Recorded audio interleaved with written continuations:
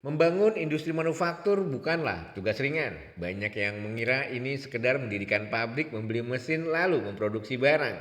Tapi kenyataannya industri manufaktur adalah ekosistem kompleks yang sangat rentan terhadap perubahan global. Menteri Perindustrian Agus Gumiwang Kartasasmita pada 11 Mei 2025 lalu menegaskan, membangun industri manufaktur itu seperti membangun benteng, butuh waktu bertahun-tahun, tapi bisa runtuh dalam hitungan bulan jika tidak dijaga dengan serius.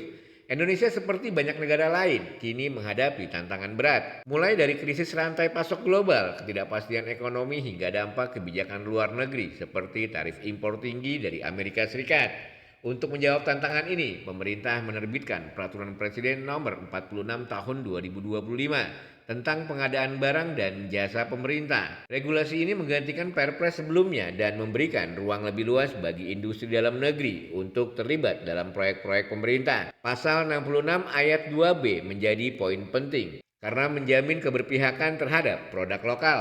Agus menyebut langkah ini bukan hanya soal proteksi, tapi bentuk nyata keberpihakan pemerintah terhadap industri nasional. Bahkan Presiden Prabowo Subianto sebelumnya telah menegaskan pentingnya mereformasi kebijakan tingkat komponen dalam negeri atau TKDN agar lebih cepat, sederhana, dan murah. Reformasi ini menurut Agus sudah dirancang sejak Februari 2025, bukan reaksi spontan atas tekanan luar, melainkan strategi jangka panjang untuk memperkuat fondasi industri nasional. Dengan proses yang lebih efisien, diharapkan semakin banyak produk lokal yang mendapat sertifikat TKDN dan dipakai dalam proyek pemerintah, baik pusat, daerah maupun BUMN dan BUMD.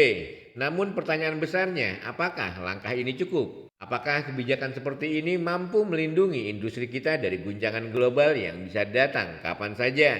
Atau justru berisiko menambah beban bagi pelaku usaha lokal yang belum siap bersaing? Membangun industri bukan hanya tentang kebijakan di atas kertas, tapi soal konsistensi, keberpihakan nyata, dan kesiapan semua pihak. Industri bukan sekedar mesin, tapi wajah ekonomi masa depan kita dan masa depan itu harus kita jaga bersama.